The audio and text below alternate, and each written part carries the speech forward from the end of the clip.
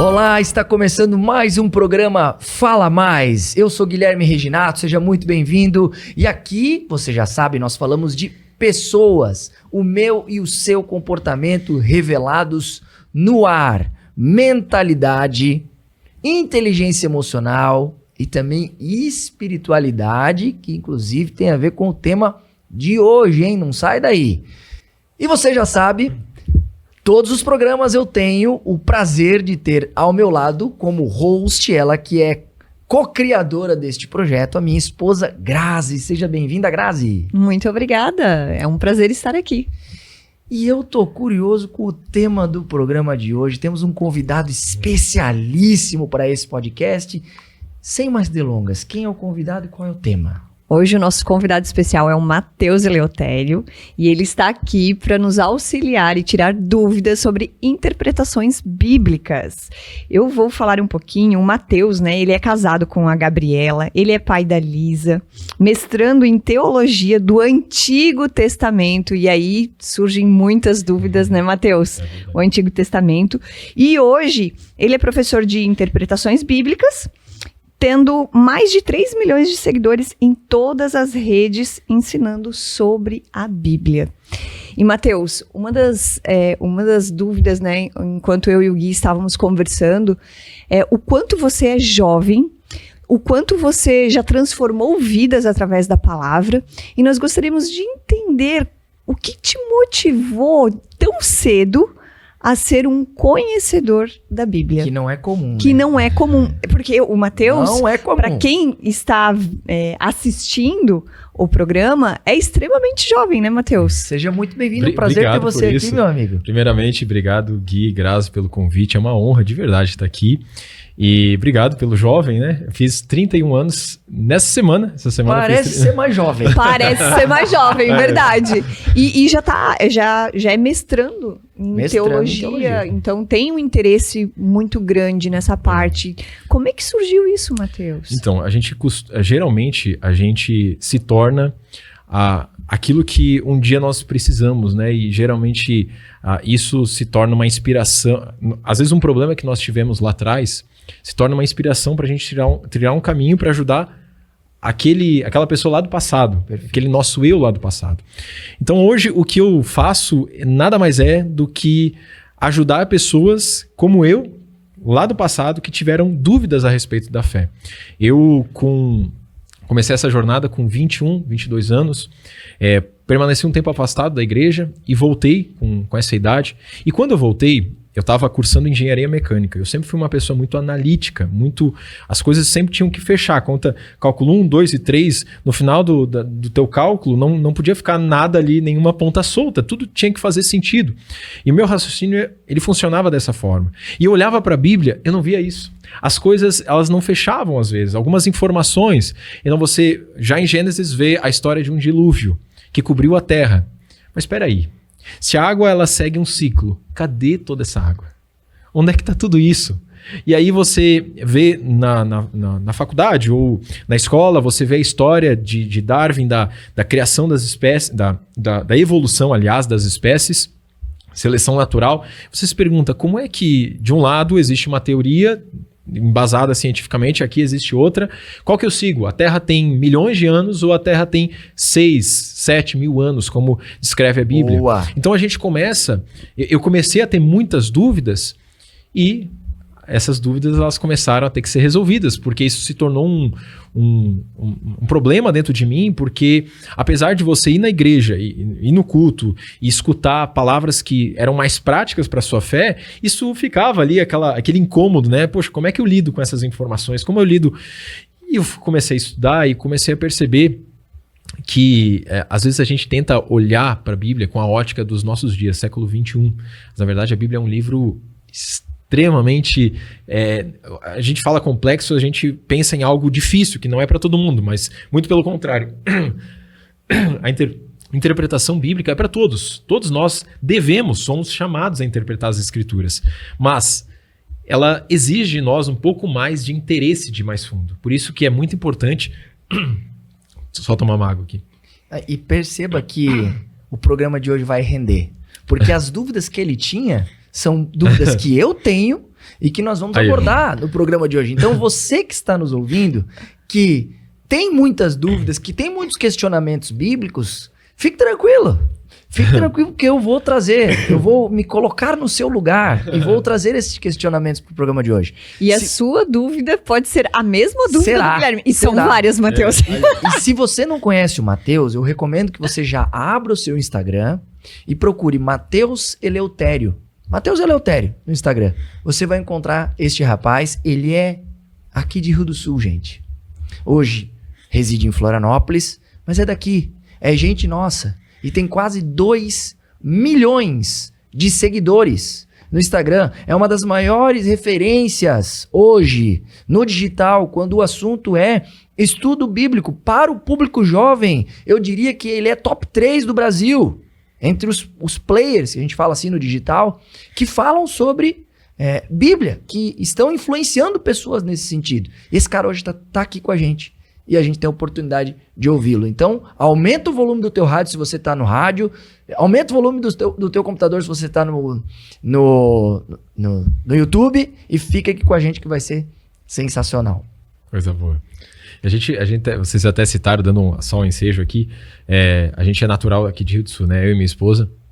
Hoje a gente está residindo em Florianópolis. E a gente sente saudades do sotaque daqui. É engraçado, né? Mas eu cheguei aqui, comecei a escutar, nossa, que coisa boa, tô em casa. Porque Florianópolis já muda muito, né, o sotaque. E a gente se sentir em casa é muito gostoso, né? Sentir esse sotaque de Rio do Sul. E você citou sobre a gente nascer aqui. E às vezes a gente não valoriza, né? Às vezes aquilo que nós temos aqui.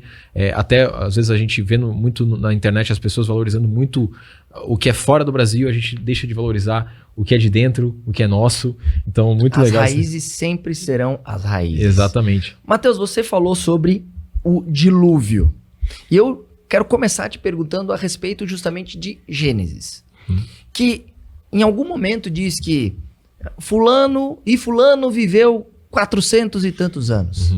E ciclano viveu 700 e tantos anos. Qual argumento você pode trazer para que eu olhe para isso e veja isso como uma verdade e não como uma figura de linguagem? Gui, é importante a gente deixar muito claro aqui para todo mundo que está escutando, é que o Matheus falando, existem várias teorias que o Matheus pode expor e que existem outras visões. Eu acho que é mais... eu gosto muito de sempre explicar, principalmente quando se trata de Gênesis, que existem várias teorias. E existe também aquilo que eu acredito. Em Gênesis, principalmente 1 a 11, que nós chamamos de período primitivo ou período primevo, talvez seja um dos períodos da Bíblia... E trechos da Bíblia com mais interpretações diferentes e que existem mais divisões dentro da própria igreja a respeito de como se construiu de fato ali aquela história. Por exemplo, a criação da terra, a criação do mundo. Nós temos ali, em Gênesis 1, a narrativa de que Deus criou em 6 dias tudo que nós temos, tudo que nós vemos. E quando a Bíblia fala no hebraico ali que se passou dia e noite, essa palavra dia... No hebraico, sim, pode ser essa palavra, ela também pode ser considerado eras. Então existe uma interpretação de que talvez não sejam dias literais. Tá? Talvez sejam eras. Eu quero deixar claro aqui. Um longo período. Um longo período. Porém, contudo, não é o que Matheus acredita. Eu acredito que o que está na Bíblia é o que de fato ela está falando. E é muito importante, Gui, a gente deixar muito claro uma coisa também. Quando eu falo assim, que no hebraico, por exemplo, a sua camisa, se eu descrevo aqui, o Guilherme estava com uma camisa. Você concorda comigo que essa camisa ela pode ser uma camisa de manga curta, de manga comprida, de lã? Ela pode ser uma camisa de vários aspectos. Várias variações. Variações. Então, um especialista em línguas originais, às vezes as pessoas pensam, ele botou essa palavra, mas não era essa palavra. Na verdade, ele tem muito mais estudo do que nós. E quando nós estudamos os originais, a gente não lida só com uma palavra isolada do texto. A gente lida com todo o contexto. E com o que ela está querendo comunicar ali, naquele lugar. Então, se eu estou falando, o Guilherme estava com uma camisa com botões no frio, eu já trago um pressuposto que aquela camisa era uma camisa com mangas longas. Né? Se eu já falo que ele estava usando no verão, eu já trago um pressuposto que ele quer uma camisa de manga curta. Só estou usando aqui um exemplo bem prático para que a gente consiga visualizar isso. Que às vezes as pessoas pensam que o original, a pessoa simplesmente chutou ali qual o significado, mas uma palavra hebraica, principalmente se tratando de uma língua primitiva, ela pode ter vários significados, principalmente no português. Porque a gente, quando vai lidar com os originais, a gente lida com os tempos antigos para os tempos atuais e também para a tradução para as nossas línguas. Então ela tem 3 vias aqui. Então, até chegar em nós, existe algumas coisas que precisam ser observadas. E ali, em Gênesis, pode ser considerado eras, mas, segundo a minha interpretação, são dias. Existe dentro da teologia a interpretação que são eras, e aí justifica-se os milhões de anos que a ciência diz que a Terra tem. Eu sou adepto da teologia, da interpretação de Gênesis como a Terra jovem. A Terra... Você acredita que a Terra tem 6, 7 mil anos. Perfeito. A ciência ela vai usar alguns argumentos, como por exemplo o carbono 14, que é a maneira como é datada as coisas. Por exemplo, eles pegam uma rocha, como eu vou saber quanto tempo tem essa rocha ou esse fóssil? Eles pegam quanto de carbono 14 saiu daquela rocha, tendo um entendimento de quanto ela teria que ter para trazer a datação daquela rocha. Só que essa datação, se você for pesquisar, ela não é tão exata assim. Não tem como você saber quanto que de carbono 14 exatamente teria que ter aquele fóssil, exatamente. Então essa datação ela não é tão precisa assim. Nós temos diversos indícios, tantos geológicos, em todos os aspectos, de que a Terra pode sim ter esses 6 mil anos. Mas eu vou te dizer por que eu tenho alguns problemas na interpretação de que não seja literal. Para mim tem que ser literal, por conta do pecado original. Adão e Eva têm que ser 2 personagens que existiram de fato. Porque nós estamos aqui na Terra, tendo que passar por essas lutas na nossa carne. Nossas provações por causa daquilo que aconteceu lá no Éden. Aquela provação que Eva e Adão passaram e que resultaram naquilo que nós chamamos de queda, onde o pecado entrou no mundo. Se eu falo que aquilo em Gênesis 1 e 2 não são literais e são figuras mitológicas ou que não são reais, eu tenho um problema teológico também. Porque aí eu tenho que entender que talvez Adão e Eva não eram personagens, eram nações, que é uma outra interpretação que existe. E aí eu tenho um problema com o pecado original, de que não foi uma serpente, não foi... E aí eu crio várias variações, e dentro da história da teologia é o que foi chamado na história de um liberalismo teológico, onde ali, meados do século XVIII, a ciência ela começou a descobrir muitas coisas, e a fé ela se viu num beco sem saída. Poxa, como é que eu vou lidar com isso agora? E aí a fé ela começou a falar assim, algumas vertentes teológicas começaram a falar assim, não, então não é literal. E aí começou esse grande problema de que nós chamamos de liberalismo teológico e que a gente vê hoje muitas pessoas falando assim, isso daqui não tem que seguir na Bíblia, isso daqui não é tão importante, isso daqui não, a gente não tem que olhar a pé da letra, que trazendo de maneira prática para algumas coisas da nossa vida, a gente vê várias heresias sendo construídas através de uma simples maneira de enxergar a Bíblia. Então, a gente começou lá em como enxergar a Terra, mas a gente vê de maneira prática o quanto, às vezes, algumas interpretações bíblicas podem resultar num comportamento que não condiz com a Bíblia. Não, perfeito, mas se é literal... Já vou chegar no... Como é que um ser humano que viveu 700 anos, hoje, chega no máximo a 120? A resposta está em Gênesis 6. Quando Deus vê, a Bíblia vai falar, e é outro problema que a gente tem de interpretação, porque a Bíblia vai falar assim, que as filhas dos homens coabitaram com as filhas... aliás, os filhos de Deus coabitaram com as filhas dos homens. E aí a gente tem algumas interpretações. Quem são os filhos dos homens? Quem são os filhos de Deus? As filhas dos homens e os filhos de Deus. E aí existe uma interpretação de que seriam seres espirituais os filhos de Deus. É muito complicado esse texto. Tanto que a gente tem uma formação bíblica e a gente chegou nesse texto, eu quase perdi os cabelos porque a galera ficou doida. Porque muitas interpretações e todas as interpretações que a gente chega... existem dilemas ali, né? Porque uma delas é que seriam os filhos de Caim que coabitaram com as filhas de Sete. Aliás, perdão. Os filhos de Sete que coabitaram com as filhas de Caim. Só que daí não teria por que Deus achar isso uma coisa ruim, porque ele mesmo mandou que que as pessoas multiplicassem. Então não teria por que Deus achar isso ruim a ponto de diminuir a expectativa de vida.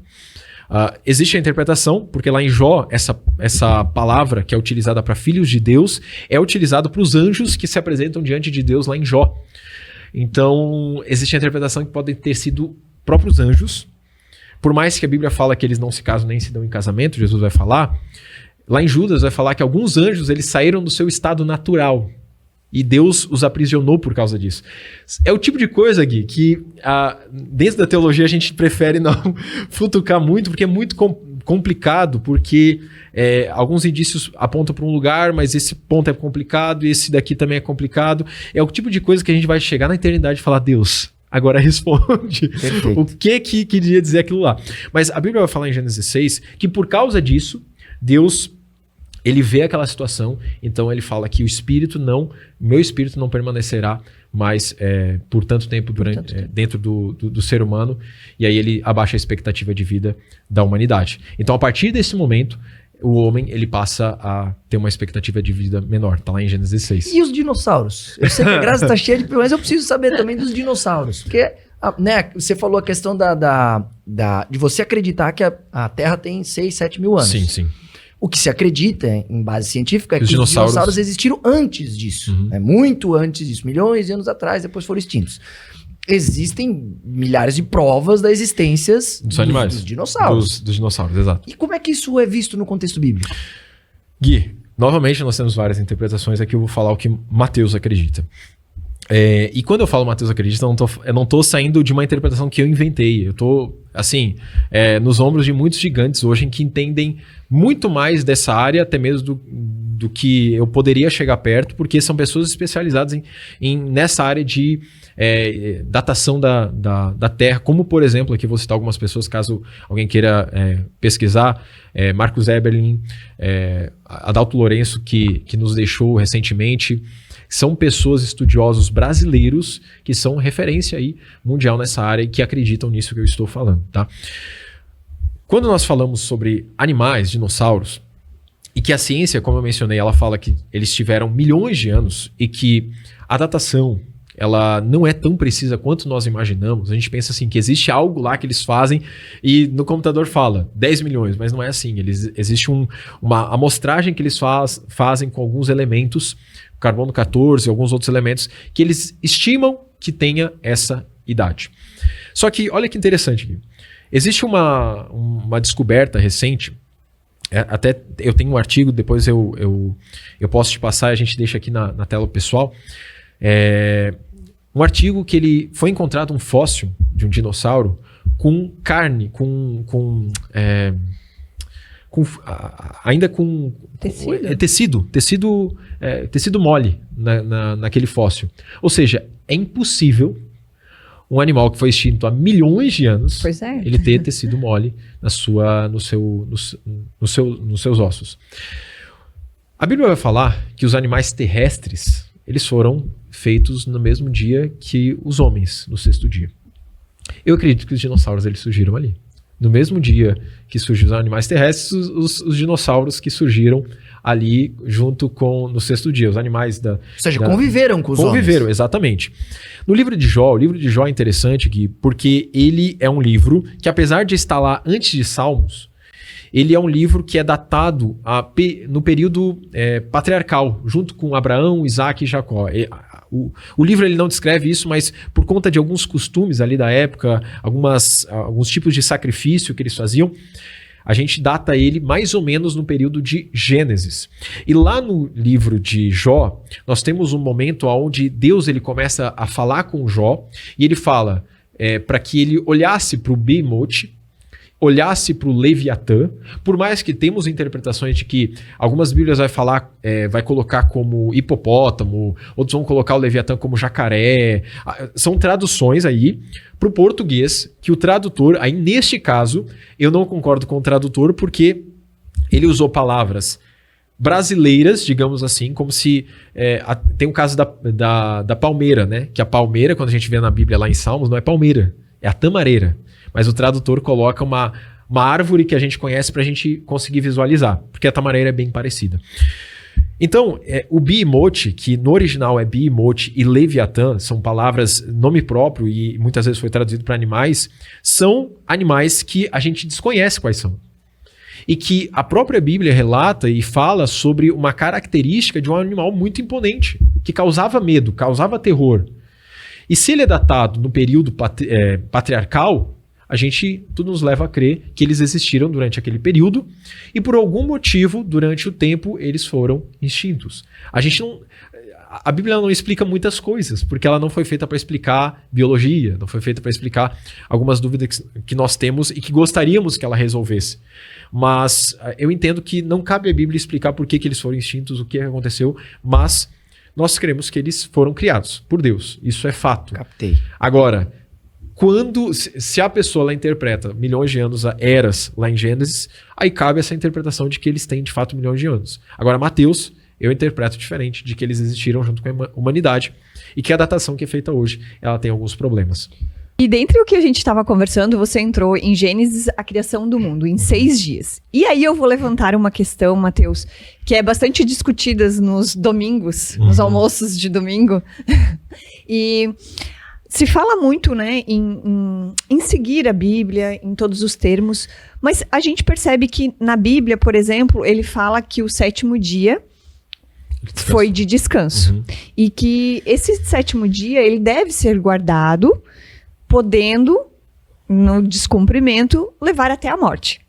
Né? Tem uma passagem que fala isso. Moisés fala que Moisés é muito claro. Ele fala que deve se guardar o sábado e que se o sábado não for guardado, inclusive, a punição deve ser até mesmo punição de morte. Ele fala isso. E por algum motivo, isso não é seguido hoje. Na nossa tradição, a gente, em tese, guarda o domingo. E o que a gente vê em muitas pregações é que quando a igreja, ou o pastor, ou o padre, ele quer trabalhar um argumento que é visto como regra, talvez, daquela instituição, ele recorre ao Velho Testamento. Olha, tá aqui no Velho Testamento, é muito claro, a palavra é clara, ela diz isso aqui. Então nós temos que ser obedientes e temos que cumprir isso aqui.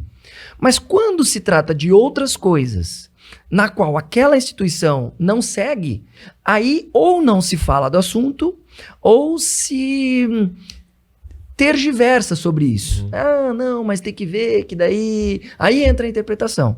E aí a minha pergunta é, como olhar para a Bíblia dessa forma? Quando convém, eu uso a palavra, quando não convém, ou quando eu não aplico, eu uso um contra-argumento, uma interpretação. Porque a palavra do Velho Testamento, na voz de Moisés, ela é clara.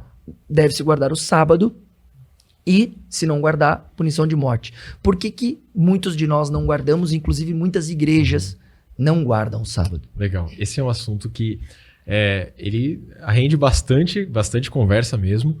E, bom, a gente começando, né, eu acho que do fundamento, para a gente começar a entender esse assunto, a gente precisa olhar para uma coisa, dentro da teologia a gente chama de hermenêutica. Para quem nunca escutou esse termo, é como nós interpretamos a Bíblia, a hermenêutica e a exegese. É como interpretar a Bíblia, porque a Bíblia ela não é um livro, como eu mencionei, ela não é um livro simples, que você simplesmente começa a ler e aquilo ali eu aplico do jeito que eu quiser. Existem regras de hermenêutica que são regras de interpretação. E uma das regras mais básicas é quem está escrevendo, para quem está escrevendo, quando está escrevendo. São regras de hermenêutica.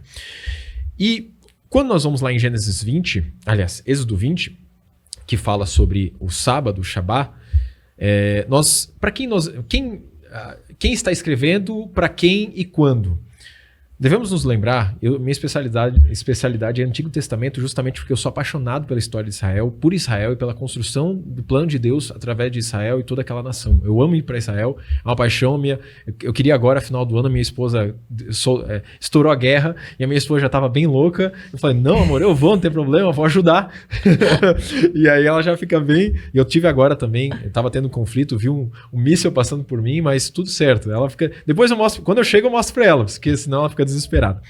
Mas eu sou apaixonado por Israel, pela nação de Israel, porque eu acredito que Deus ainda sim tem planos para Israel. E quando nós lemos que Deus ele estabelece o sábado, o Shabat, devemos nos lembrar que Deus estava se comunicando para um povo que não tinha nem escala 6x1.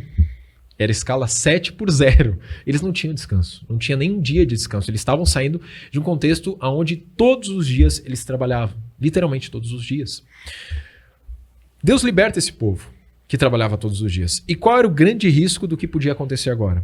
Esse povo fazer o mesmo com os seus próprios conterrâneos, com as próprias pessoas. Porque, vamos lembrar que... Por que a escravidão existia naquela época? Por causa de dívida. Não existia financiamento, parcelamento... Como é que é? Hoje dá para fazer um... Financiamento?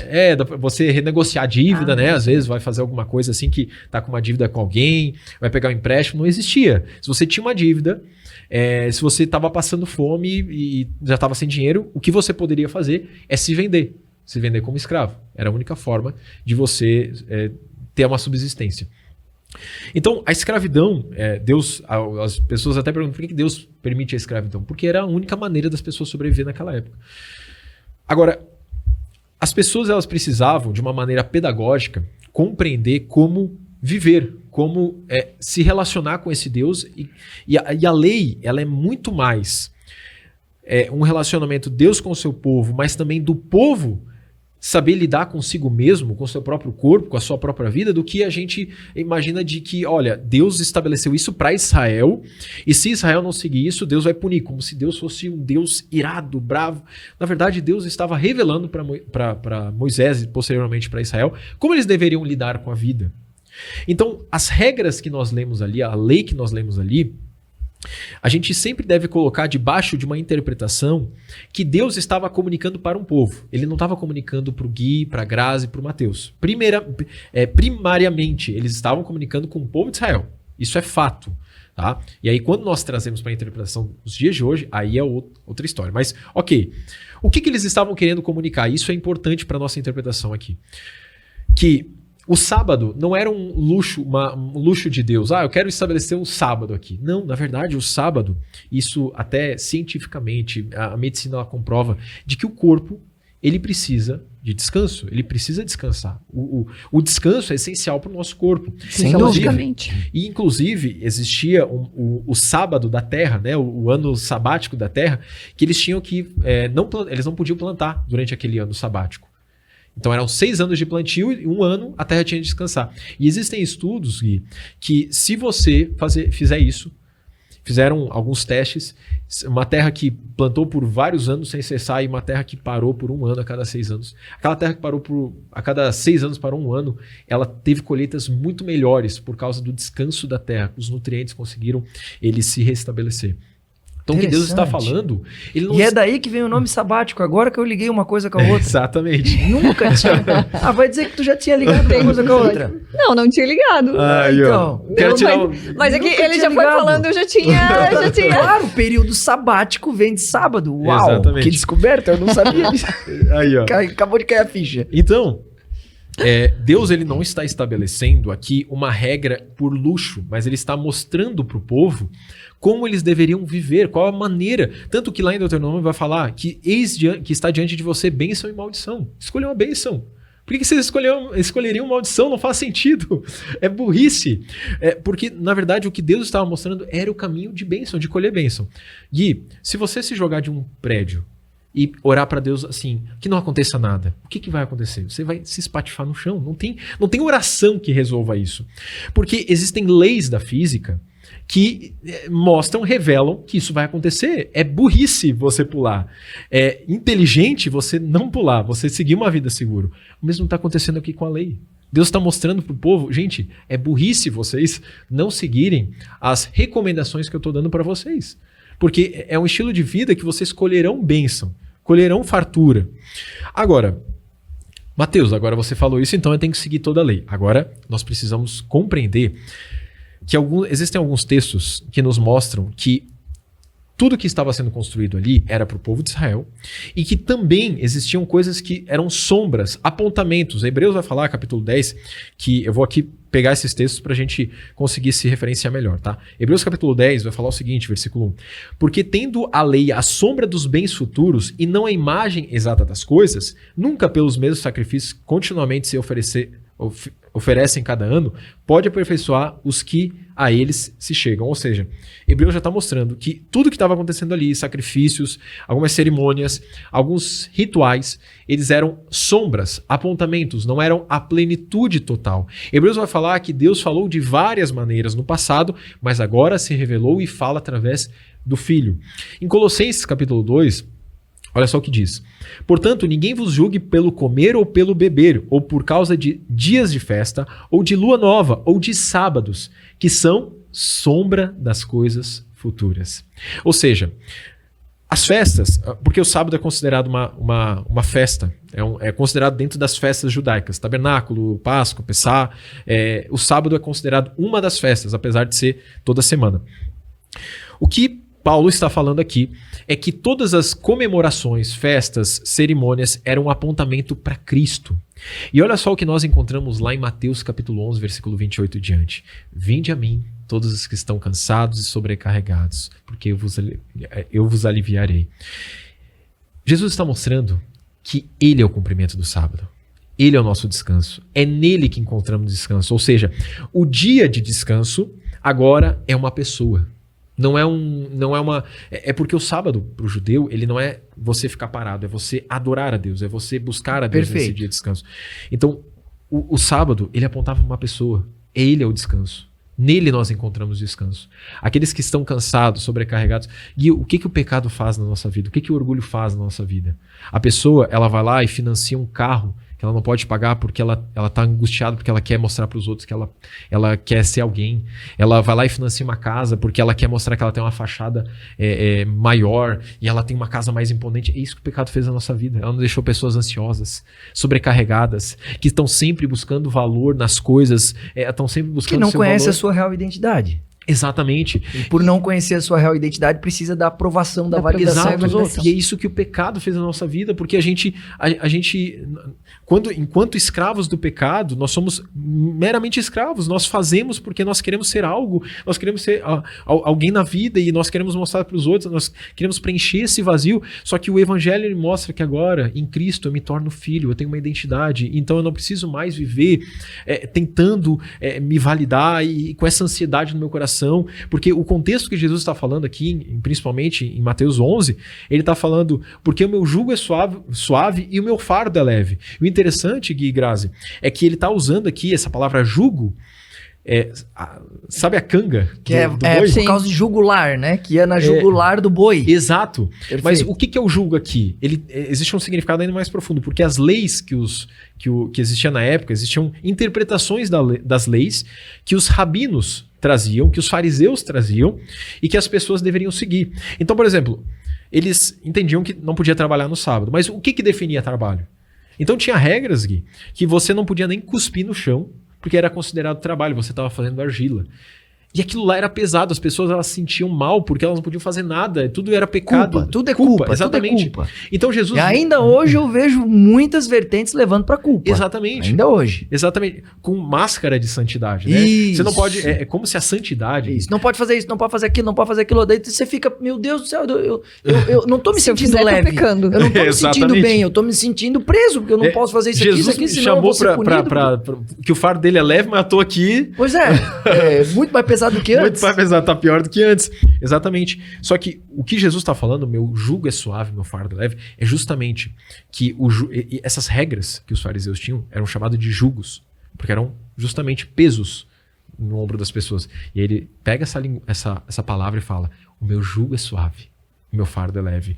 Ou seja, em mim vocês encontrarão descanso. Em mim vocês encontrarão a lei. Porque quando eu vou até ele, agora eu não fico mais me perguntando o que, porque nele eu encontro aquilo que eu preciso viver. E agora a lei do Novo Testamento é a lei do Espírito. Eu não preciso mais... E Gui, isso é muito importante para quem está nos escutando. Que vai ter coisas que às vezes a gente vai fazer e que a gente vai querer fazer e que não é pra gente fazer.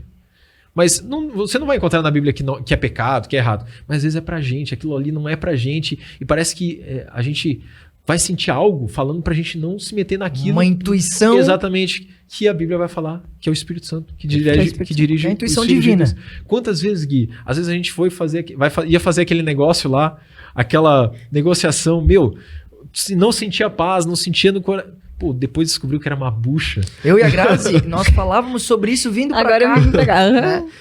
E tem um louvor que a gente escuta muito que fala, né? A tempestade é você, a porta aberta é você e a porta fechada também é você. Exato. Então aquela porta que você tanto queria entrar, mas ela se fechou, foi por um bom motivo. Exato. E no final das contas você vê, cara, não era pra acontecer mesmo. Que bom que não aconteceu. Eu queria muito que tivesse acontecido. Mas algo dizia que não era pra fazer. E às vezes quando você insiste, teima e vai lá e arromba a porta e entra, aí meu Aí amigo, você entende por quê. depois é que você vê, Agora- caramba, Agora, olha só que interessante. eu sentia que não era pra fazer, fiz, agora deu tudo errado. Agora vamos voltar pro sábado, porque agora eu tenho uma história com isso.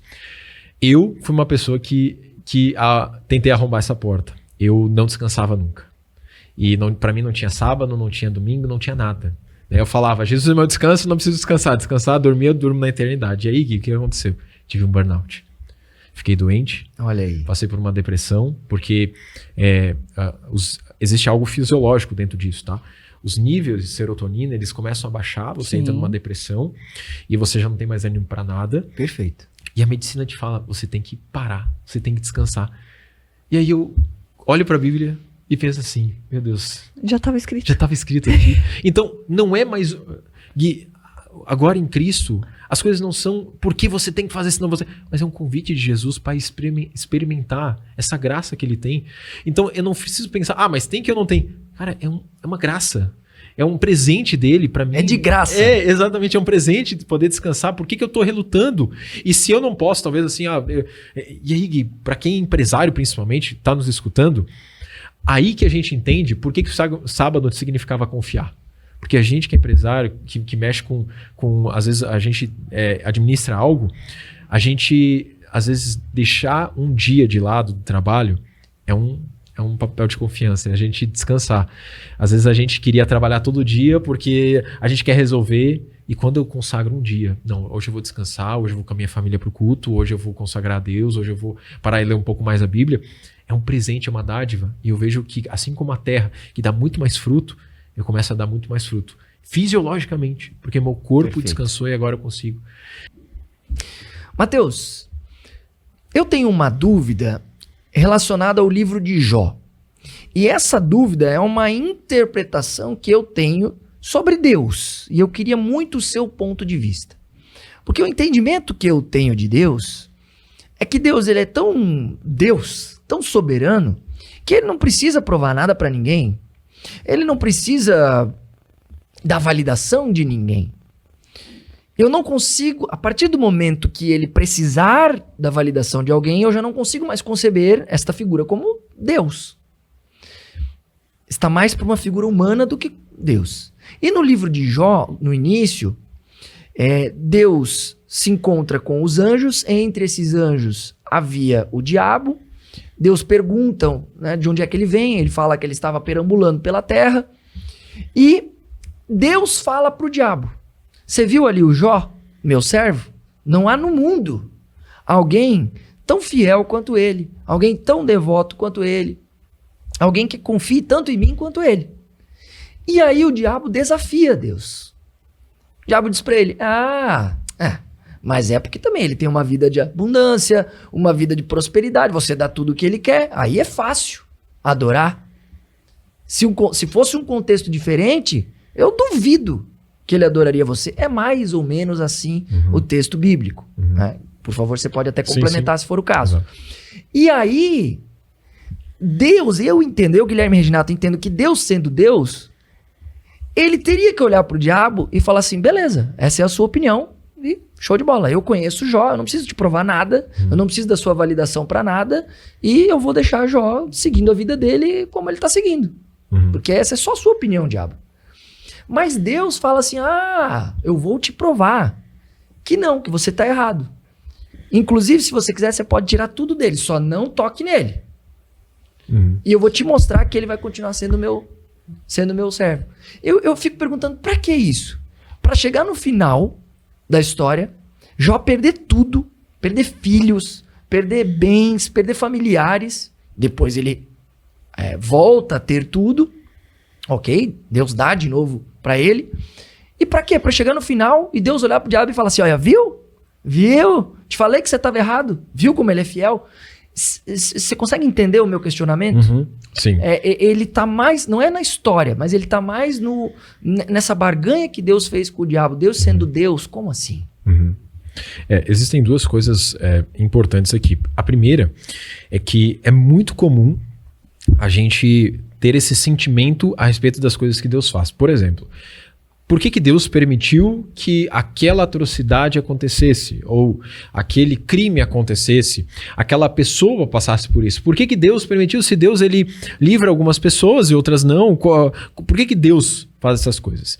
Existe um texto que eu gosto sempre de trazer à memória todas as vezes que eu tento entender o que Deus está fazendo, que é Romanos capítulo 11, que diz o seguinte, eu vou ler aqui, que ele fala sobre como nós devemos enxergar e interpretar aquilo que Deus faz, como Deus faz as coisas. Ele fala, ó profundidade, versículo 33, ó profundidade da riqueza, tanto da sabedoria como do conhecimento de Deus.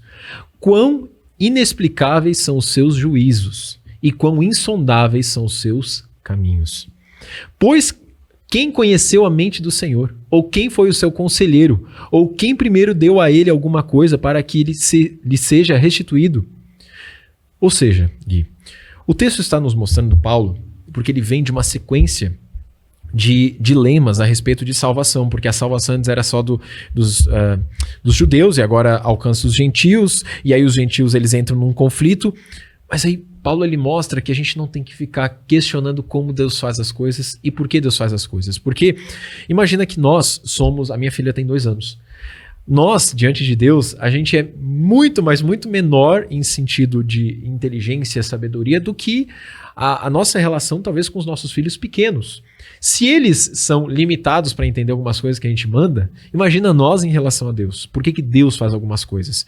E é muito difícil, é muito problemático quando às vezes a gente pensa assim, mas por que Deus fez assim? Por que Deus fez dessa forma? Por que Deus agiu dessa forma? Porque a nossa mente ela não consegue compreender a profundidade da sabedoria do conhecimento de Deus. Agora, existe uma outra coisa importante sobre Jó.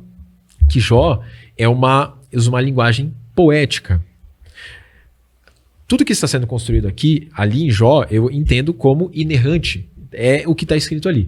Porém, existe sim em Jó uma construção poética de como aconteceu as coisas. E você sabe, quando a gente fala de poesia, existe algo que às vezes é descrito de uma maneira, porque eu posso descrever essa cena aqui de uma maneira um pouco mais poética. Captei. As cortinas estavam recaindo, a luz, entende? Eu posso descrever isso de uma maneira um pouco mais poética. Então, não estou falando que o diálogo não aconteceu, mas a maneira com qual foi descrita, ela enfatizou de uma maneira mais poética um diálogo que pode ter acontecido de uma maneira um pouco mais profunda e talvez a gente interpreta que Deus ele agiu dessa forma. Mas, no fim das contas, e a gente vê isso no livro de Jó, que no fim das contas não foi para provar algo para o diabo, mas foi para provar para Jó. Foi para ensinar a Jó. Então Deus, ele usa o diabo para que algo fosse ensinado a Jó. E isso acontece na nossa vida também. Porque Deus usa Satanás muitas vezes na nossa vida, ele permite algumas ações de Satanás para que a gente cresça, para que a gente se desenvolva.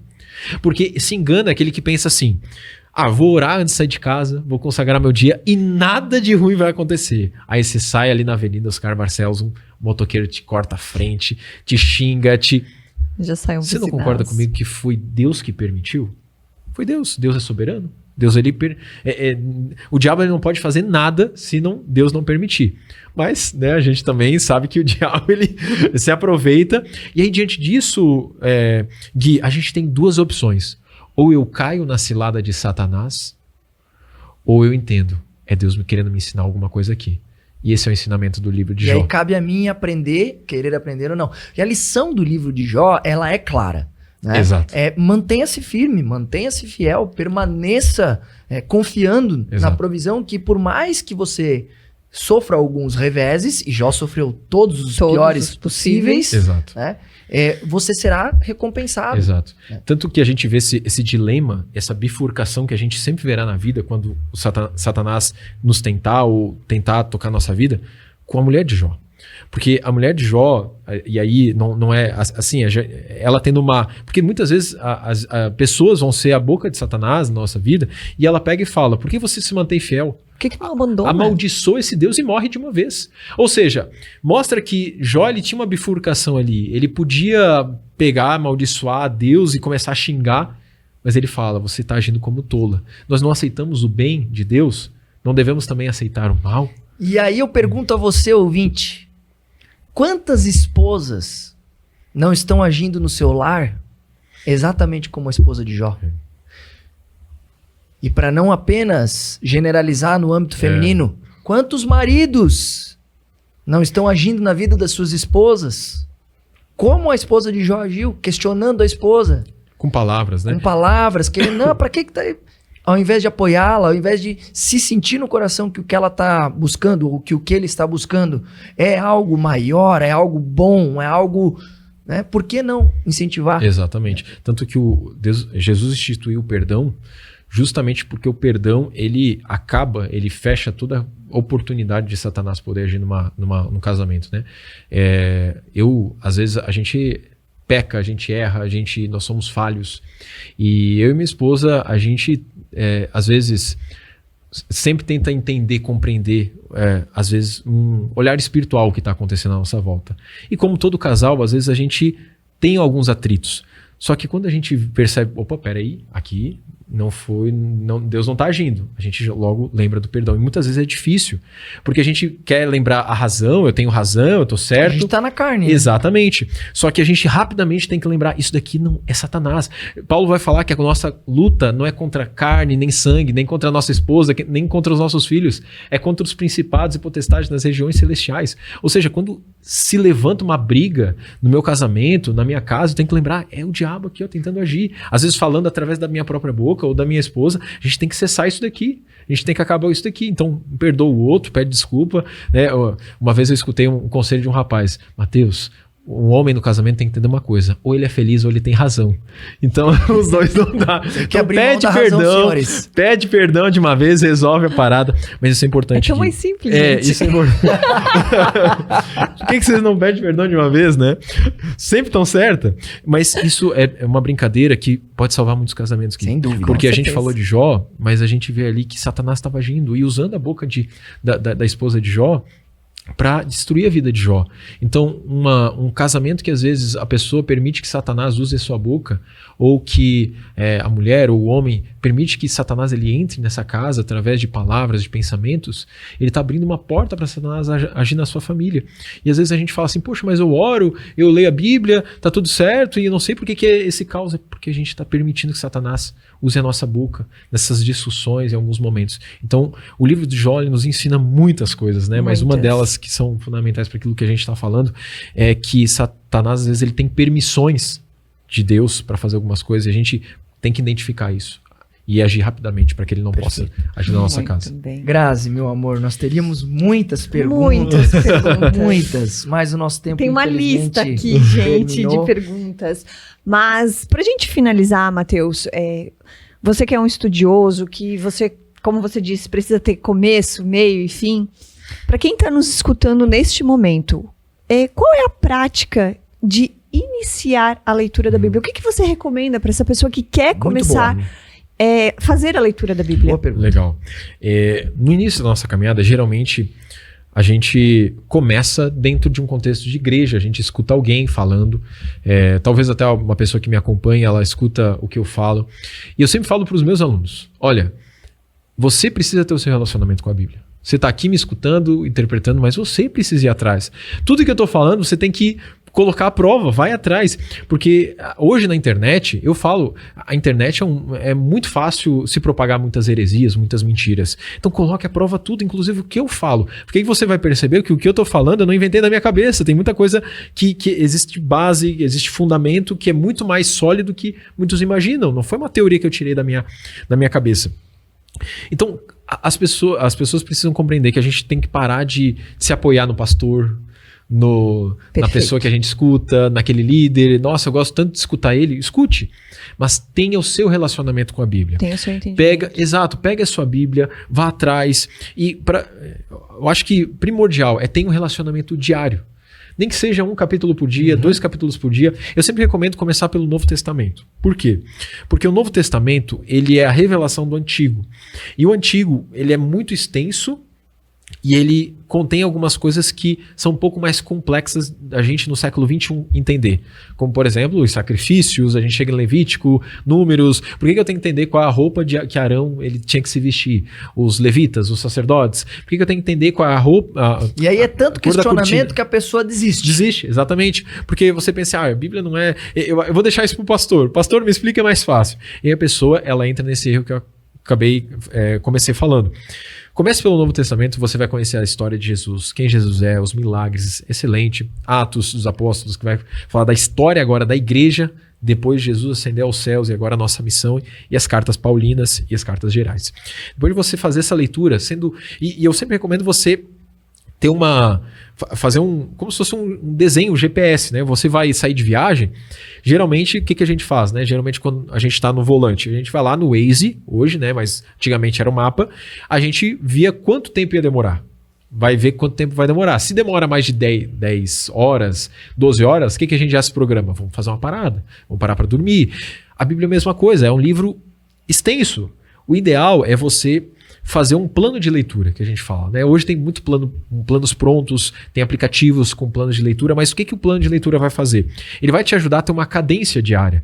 Porque às vezes a pessoa sai aqui do programa empolgada, não, eu vou ler a Bíblia toda em um dia. Aí ela começa... Vamos ver que não vai dar certo. E aí no outro dia ela se decepciona com ela mesma, que ela pensa, eu não vou conseguir ler em um dia. Se frustra. E aí é pior. Exatamente. Então a pessoa... Todo mundo se acha, superestima a sua própria capacidade. Não, eu consigo ler a Bíblia toda em 7 dias. Mas no dia a dia, que a gente tem filho para cuidar, roupa para lavar, tem a cozinha ali que tá uma bagunça, a gente vê que não é bem assim. A gente precisa organizar o nosso dia. Então reserva ali, às vezes, no começo, para quem tá começando, uns 15 minutinhos diários, pela manhã, quando acorda, ou antes de dormir. Eu sempre recomendo pela manhã, porque é um horário que tu consegue ter mais controle. Às vezes tu chega cansado do dia, e aí você fala assim, eu não vou ler hoje, que eu tô muito cansado. O começo do dia você tem mais controle. Tua mente tá livre, leve. Você só coloca ali o despertador 15 minutos antes. A gente lê de manhã também, que é... É só colocar o despertador antes e você já sabe, agora eu vou ler. Não abre nem o celular para mente ficar ali sem informações e faça a sua leitura. Depois vai subindo, né? 30 minutos. Às vezes, hoje, com 30 minutos, você consegue ler pelo menos uns 3 capítulos por dia. Se você lê 3 capítulos por dia, e no domingo ler talvez uns 5, você consegue ler a Bíblia toda em um ano. Então olha só, tem muitas pessoas que às vezes falam assim, eu não consigo ler, mas às vezes nunca tentaram fazer um plano de leitura, começar. Então começa aos poucos, começa ali pelo Novo Testamento, fazendo um plano de leitura, lendo o Novo Testamento todo, depois lê de novo, e aí começa pelo Antigo e sempre questionando ali aquilo que você está lendo. Porque como a gente estava falando sobre as dúvidas, você não pode deixar a dúvida ficar no seu coração. Vai atrás, vai tentar solucionar, vá entender, compreender. Até porque, para quem tem filho adolescente, isso é muito importante. Seu filho está sendo exposto a todo momento a teorias antibíblicas, ainda mais tudo que a gente está vendo hoje em dia com a internet.